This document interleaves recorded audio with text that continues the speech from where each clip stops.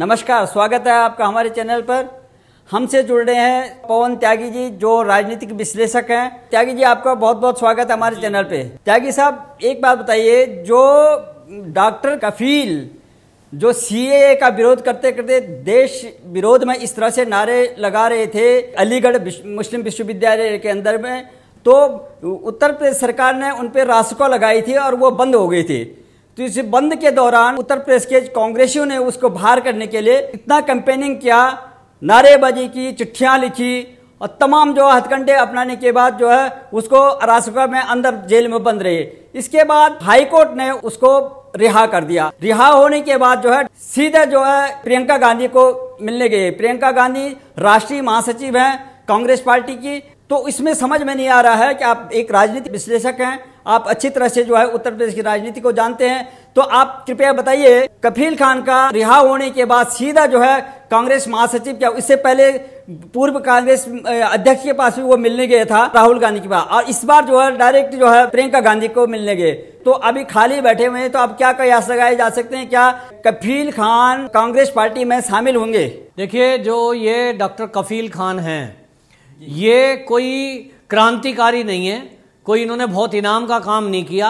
वो बच्चे वाला केस अलग है कि उसमें बच्चों वाले केस में ये कोर्ट से छूट गए हैं क्योंकि सबूत नहीं थे इनके खिलाफ। हमारे देश की कानून व्यवस्था पर पूरा भरोसा रखते हुए मैं कह रहा हूं, फिर भी कहीं ना कहीं कानून की जो हमारी त्रुटियां हैं उनका कुछ फायदा ऐसे बदमाश लोग उठाते हैं और फिर बाद में चौड़ा होकर कहते हैं, बोला जी हम तो निर्दोष छूट गए। तो ये छूट गए, वो बात ठीक है, अब कोर्ट का न्याय है, सबको उसका पालन करना है। लेकिन अलीगढ़ मुस्लिम विश्वविद्यालय में सीएए के विरोध में ये जो भाषणबाजी कर रहे थे, वहां देश विरोधी नारे लग रहे थे। अगर कोर्ट ये कह करके छोड़ देता है कि वहां इन्होंने कोई विरोध की बात नहीं करी, सरकार का विरोध कर रहे थे। मैं एक बात कहता हूं, ये कोर्ट के आदेश पे टिप्पणी नहीं है, कोर्ट का आदेश है, वो सिर माथे पर है, सबको निर्णय मानना पड़ा और जेल से ये छूट गए हैं।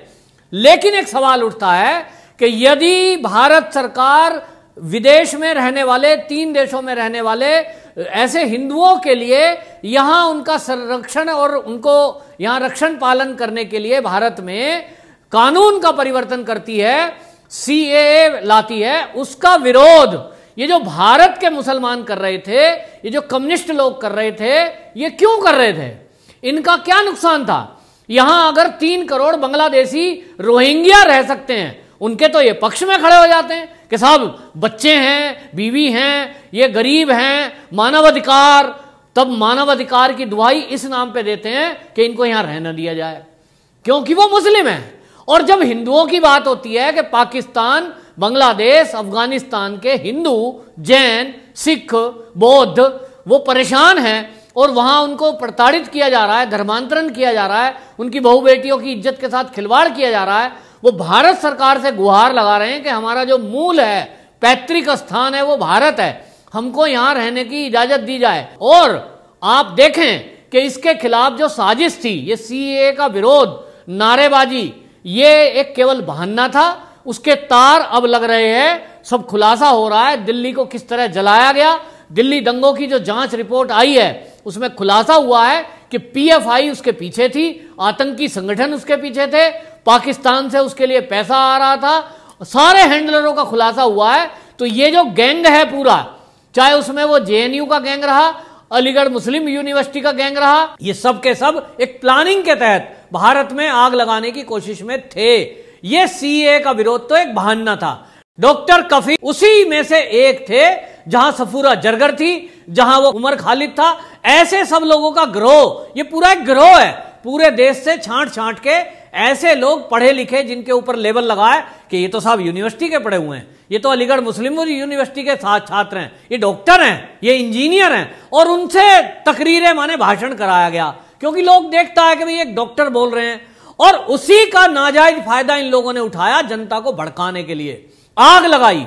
तो ये आज छूट गए हैं क्योंकि इनके खिलाफ सबूत नहीं मिला। हम लोगों ने भी क्या था, जितना मीडिया है और जो और बाकी लोग हैं, आप देखेंगे हम सोच रहे थे ये लोग विरोध में हैं, नारे लगा रहे हैं, ढपली बजा रहे हैं, क्या हो गया, विरोध करके एक दिन उठ के चले जाएंगे। नहीं तो अगर इनकी एक एक वीडियो बन रही होती, हम लोग वहां पहुंचे होते, रिपोर्टर वहां पहुंचे होते, तो आज ये सब के सब जेल में होते। लेकिन इसी बात का इन्होंने फायदा उठाया, क्योंकि हम लोग ऐसे लापरवाह हैं और इनके प्रति हमारा ऐसा रहा लापरवाही कि हमने कभी उधर ध्यान ही नहीं दिया कि उस टेंट में जो डपली बजा करके ये देश विरोधी गतिविधि कर रहे हैं उसके पीछे की साजिश क्या है। अब सुरक्षा एजेंसियां लगी हैं बेचारी इनके खिलाफ बातें निकालने में, लेकिन आप इनकी सोच देखें डॉक्टर कफील की कि ये जैसे ही जेल से बाहर आते हैं ये यूनाइटेड नेशन के जो मानव अधिकार संगठन है उसको चिट्ठी लिखते हैं, ह्यूमन राइट को, और लिख रहे हैं कि मुझे जेल में संकरी कोठरी में रखा गया, मुझे रोटी ठीक नहीं मिली, मुझे मानसिक प्रताड़ना दी गई, मैं घर से 200 किलोमीटर दूर जेल में रखा गया। अच्छा, घर के पास रखा जाता तो क्या तुम रोज बीवी से बात करते? बेमतलब की बातें, और लिखी भी कहां है?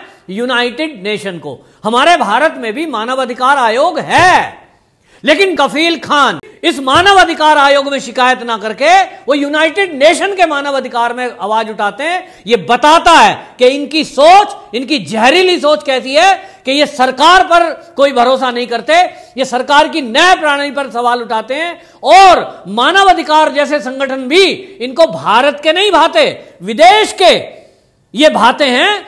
और कांग्रेस ऐसी, आप देखिए, बेशर्म कांग्रेस है कि वो खड़ी होती है इनके पक्ष में। कफील खान जब जेल में बंद थे और ये सीए के विरोधी बंद थे तो कांग्रेस ने ये मुद्दा यूएन में उठाया कि जी जो पढ़ने वाले छात्र हैं मोदी सरकार ने उनको बंद किया हुआ है। यूएन ने उस पर टिप्पणी भी दी कि लगता है सरकार के विरोध में करने वाले लोग जो छात्र थे सरकार ने उनको उठा करके जेल में डाल दिया है, इस मुद्दे को थोड़ा देखें कि वो पढ़ने वाले छात्र हैं, उनका जीवन खराब ना हो। अरे भाई, पढ़ने वाला छात्र उमर खालिद वो तो पीएफआई से फंड लेके आग जलाता है।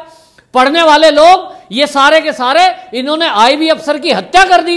ये पढ़ने वाले लोग ही तो हैं जो अभी पिछले दिनों खुलासा हुआ है, और उसमें नेताओं का भी खुलासा हुआ है। वो कितने बड़े बड़े नाम उसमें खुलासे हुए हैं कि दिल्ली को जलाने में साजिश कर रहे थे। तो ये यूएन में जाना इनका दिखाता है कि ये सरकार, सरकारी तंत्र, ये सरकारी न्यायपालिका कोई भरोसा नहीं करते। ये इस पर इनको भरोसा है ये आग लगाने में, इनका भरोसा है आतंकवाद पर, इनका भरोसा है जहरीली सोच पर। और दुख की बात यह है कि कांग्रेस जैसी देश की सबसे पुरानी पार्टी इनके साथ खड़ी होती है। ये वो कांग्रेस है कि जब डोकलाम विवाद होता है तो ये चीन के साथ जाके मीटिंग करते हैं राहुल गांधी। ये वो कांग्रेस है कि ये जो है माओवादियों को टिकट देते हैं अपनी पार्टी का। ये वो पार्टी है कि यूपीए के काल में यासीन मलिक जैसा अलगाववादी ये उससे मीटिंग करते हैं दिल्ली में, और इनके बड़े नेता कहते हैं अजी तुम हमारे लिए कुछ करो, हम तुम्हारे लिए कुछ करेंगे। ये सारी वीडियो हमने देखी हैं। ये बेशर्मी से कांग्रेस इन लोगों को मिलती है। मैं तो कहता हूं इस कांग्रेस को अपना जो नाम है ना वो राष्ट्रीय कांग्रेस से बदलकर राष्ट्रीय आतंकवादी दल रख लेना चाहिए। इनको तो वही पसंद है। भाई आप देखिए कि हमारे देश के एक बढ़िया दिल्ली पुलिस के बहुत अच्छे काबिल इंस्पेक्टर जो स्पेशल सेल के थे प्रदीप शर्मा, वो मुठभेड़ में आतंकवादियों से मारे गए बाटला हाउस में। और उनका एक बड़ा नेता कहता है कि सोनिया गांधी जी को रात को नींद नहीं आई थी कि उनको पता लगा कि बाटला हाउस कांड हो गया, मतलब आतंकवादी जो मारा गया। तो पुलिस के खिलाफ पुलिस वाले मर गए, शहीद हो गए, उनके लिए आंख में आंसू नहीं है कांग्रेसियों के। आतंकवादी मर जाए तो मैडम को रात को नींद नहीं आती है। ये केवल एक उदाहरण सेट करना चाहते हैं कि चीन जब विरोध में चल रहा है तो ये चीन से समझौता करते हैं कांग्रेस पार्टी, और उसको कहते हैं हम तुम्हें लाभ पहुंचाएंगे। ये यासीन मलिक जैसे नेताओं को, अलगाववादियों को बुलाकर कहते हैं कि हम तुम्हारे हितों का ख्याल रखेंगे।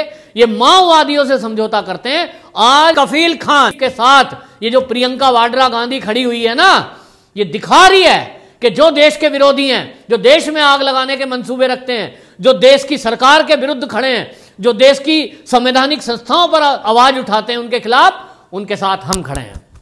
ये कांग्रेस का ये चरित्र देशवासियों को समझना होगा। प्रियंका जी आप शामिल करिए इनको कांग्रेस में, बहुत अच्छा, आपको मुबारक। ऐसे देशद्रोही लोग आपको मुबारक हैं। अब देश की जनता आपको सबक सिखाएगी। आपका हाल अब बहुत बुरा हो चुका है, आप कहीं खड़े भी नहीं हो सकेंगे। ये देश की जनता बताएगी कि देशद्रोहियों के साथ खड़े होने का मतलब क्या होता है।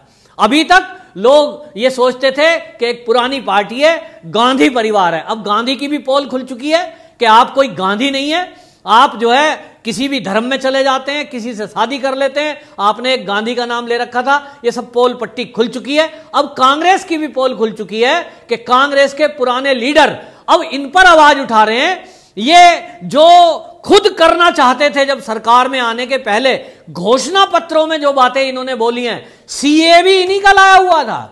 जब सीए मोदी जी ला रहे हैं तो ये विरोध में हो गए। कृषि को परिवर्तन करने के लिए, किसानों की आय डबल करने के लिए ये वादा करते हैं 2019 में कि अगर हम सत्ता में आए तो हम विधेयक लाएंगे किसानों के हित के लिए। मोदी जी ले आते हैं तो ये सदन में पर्चे फाड़ते हैं, माइक तुड़वाते हैं और उनके साथ खड़े हो जाते हैं। और राहुल गांधी और इनके प्रवक्ता आकर के बोलते हैं कि साहब ये तो मोदी जो है किसान विरोधी हैं। ये तो अच्छा है कि इन्हीं के निकले हुए लोग, कांग्रेस से जो निकले हैं, उन्होंने ही इन पे सवाल उठाए कि भाई आप अपनी पुरानी बाइट जरा उठा के देख तो लो। सोशल मीडिया का जमाना है अब तो। सोशल मीडिया पे वो वीडियो पड़ी है सुरजेवाला की कि जब वो बोल रहे थे कि किसानों के पास तो मंडी तक जाने के लिए साधन नहीं है। आज मंडी लाला बिजनेसमैन उनके घर पहुंच रहे हैं तो ये विरोध कर रहे हैं। असली कांग्रेस का चेहरा ये है कि वो देश की जनता को बरगलाकर, सरकार के विरुद्ध खड़ा कर कर, वो नक्सलवादी जो काम करते हैं ना, वो काम करने में लगी है। नक्सली का क्या करते हैं? नक्सली यही करते हैं कि गरीब लोगों के बीच जाके कहेंगे देखिए आपकी फसल का रेट ठीक नहीं मिल रहा है तो क्या करो, बंदूक ले लो और सरकार का विरोध करो। हम यहां पुलिस को नहीं आने देंगे, हम यहां किसी को नहीं आने देंगे। अब यहां एक पैरेलल सरकार चलाएंगे। देश में कई जगह माओवादियों ने, चाहे वो झारखंड हो, चाहे वो मध्य प्रदेश का एरिया हो, चाहे वो उड़ीसा का क्षेत्र हो, ऐसे कई जगह और बिहार के कई जगह में नक्सलियों ने इस तरह अपना गढ़ बना लिया। यही काम आज कांग्रेस कर रही है कि झूठ बोलकर, लगातार झूठ बोलकर लोगों को बरगलाती है, सरकार के विरुद्ध खड़ा करती है। ये इन्होंने सीए के टाइम में किया, यही इन्होंने धारा 370 के समय में किया, और यही आज डॉक्टर कफील के साथ खड़े होकर प्रियंका जो फोटो खिंचवा रही है ना, ये दिखाना चाह रही है कि हम देश के मुसलमानों के साथ खड़े हैं। नहीं जी, मुसलमानों के साथ नहीं खड़ी। राष्ट्रभक्त मुसलमान कोई कांग्रेस को पसंद नहीं करता। ये ऐसे लोगों के साथ खड़ी है जो देश को आग लगाना चाहते हैं। तो कांग्रेस का अंत ये निश्चित हो चुका है। रही सही कसर अब ये दोनों भाई बहन बचे हैं, ये करने पे लगे हुए हैं। आने वाले दिनों में ये कांग्रेस अपने पैर पर खुद कुल्हाड़ी मारकर अपना खुद ही ये आत्महत्या करने की तरफ चल रही है, अगर ऐसे लोग पार्टी में आते हैं। बहुत अच्छी बात बताई आपने। सरकार का विरोध होता है, लेकिन अगर सरकार के अगेंस्ट अगर कोई शिकायत है तो हमारे देश में भी जो है ये संस्थाएं हैं, ये स्वतंत्र निकाय हैं जिसपे कि सरकार का कोई नियंत्रण नहीं होता। न्यायपालिका है जो कि किसी भी भेदभाव का जो है सबको, सारे नागरिकों को जो है न्याय देती है। हमारे देश में भी राष्ट्रीय मानवाधिकार है। अगर अच्छा होता कि डॉक्टर कफील जो है अपने देश के राष्ट्रीय मानवाधिकार में जो है ये शिकायत करते तो वो बहुत अच्छा होता। लेकिन ये जो है संयुक्त राष्ट्र जा रहे हैं, इसका मतलब है अपनी संस्थाओं में, अपने देश की जो है स्वतंत्र निकाय की जो संस्थाएं हैं उसमें इन लोगों का विश्वास नहीं है। ये बहुत खराब बात है। ऐसे लोगों को जो है आइडेंटिफाई करना होगा। आपने इस तरह से जो है बहुत अच्छी तरह से समझाया। बहुत बहुत धन्यवाद आपका।